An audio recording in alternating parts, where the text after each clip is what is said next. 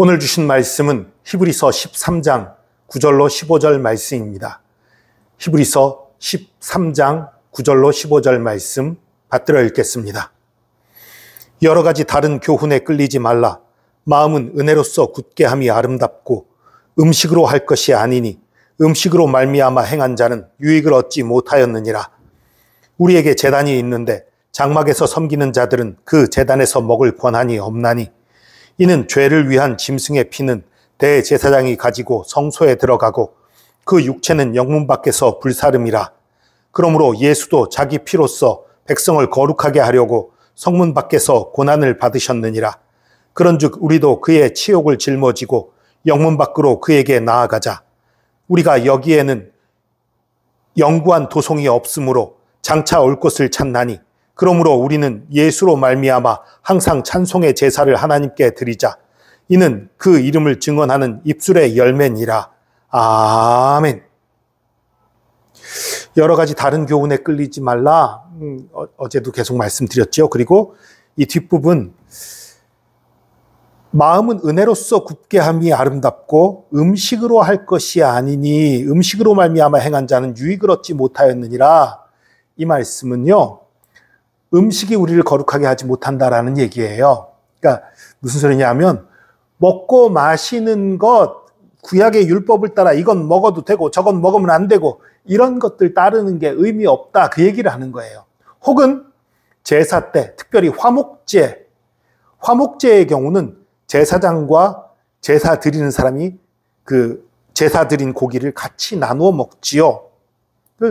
그러면서 그 음식이 거룩하다고 하니까 그걸 먹을 때 또 거룩하게 된다라는 생각들이 있었어요.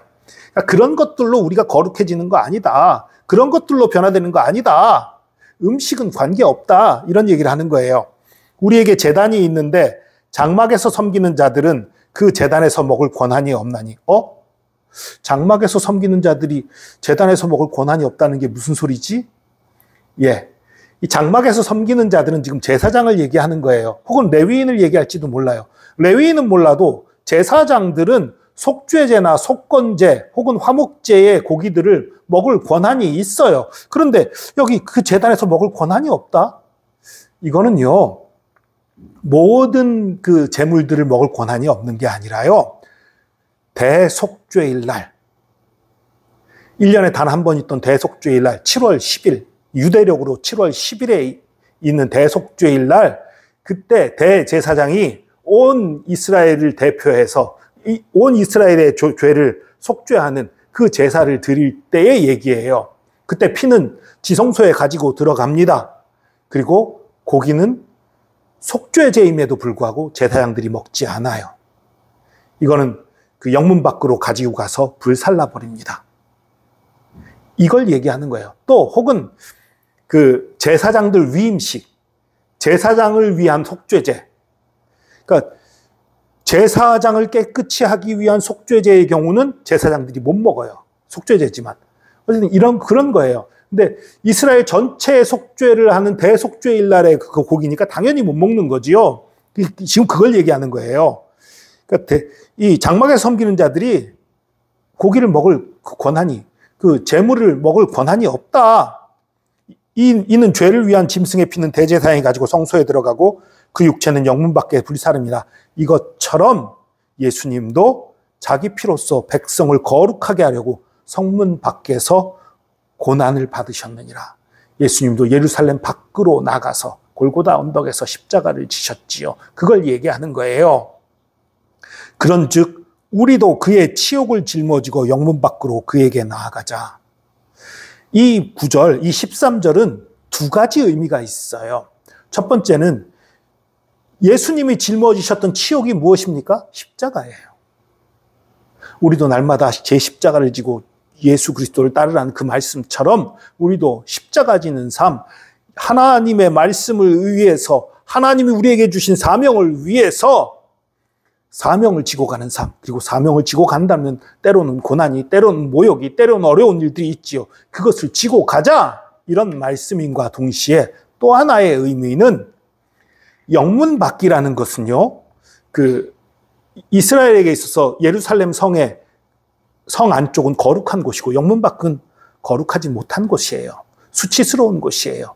그리고 영문 밖으로 쫓겨난다라는 건 이스라엘에서 밖으로 쫓겨난다라는 얘기예요. 그러니까 영문 밖으로 나간다는 것 자체가 수치인 거예요. 그리고 또 하나 수치라는 것은 뭐냐면 그 이스라엘 사람들이 율법을 지키는 것, 그 율법을 지키지 않는 것 자체도 또한 수치예요.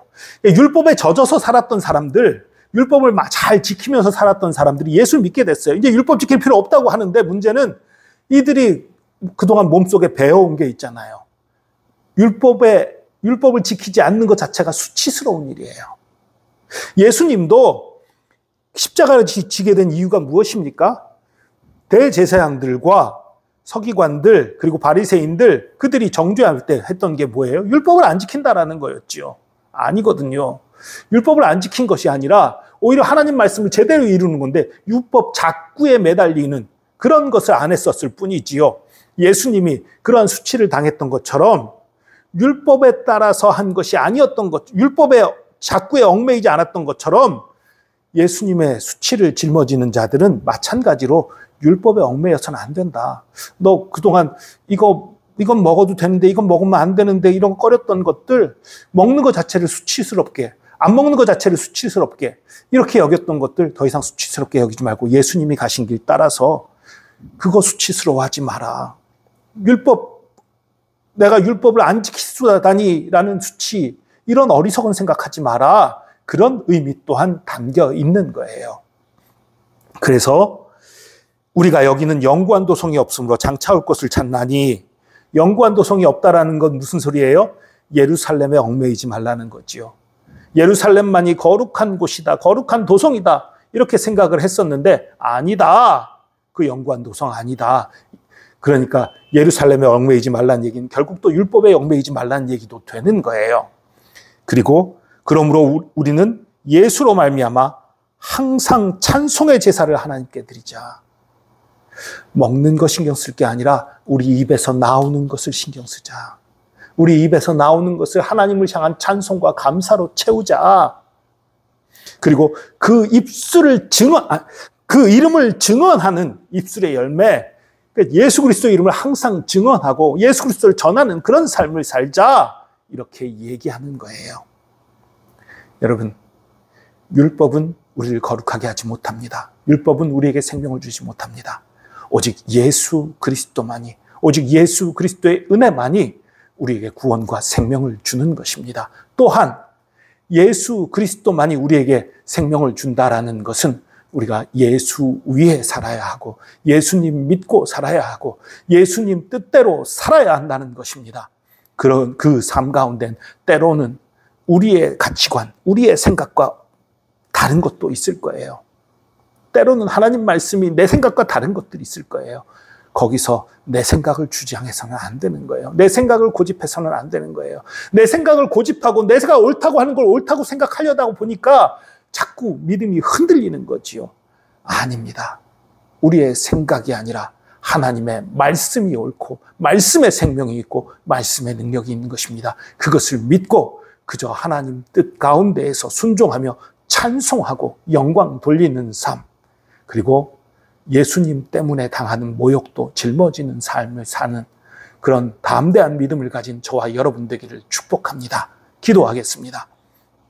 주님, 예수 그리스도께서 우리를 구원하기 위해서 엄청난 모욕을, 엄청난 수치를 다 참고 견디셨던 것을 기억합니다. 주님, 예수 믿는다 말하는 우리가 모욕당하기를 두려워하고 수치당하는 것을 두려워한다면 이것이 얼마나 어리석은 일이겠습니까? 주님, 우리가 두려워하지 말고 걱정하지 말고 수치스러워하지 말고 예수님 가신 길을 따라가게 하여 주시옵소서. 세상 사람들이 뭐라고 하든지 세상 사람들이 어떻게 비판하든지 우리는 예수님께 순종하고 예수님이 먼저 가신 그 길을 따라가는 저희들 되게 하여 주시옵소서. 우리와 함께 하신 주님 감사합니다. 우리의 힘이 되신 주님 감사합니다. 우리의 모든 것 되신 주님 감사합니다. 감사드리며 예수 그리스도의 이름으로 기도합니다. 아멘.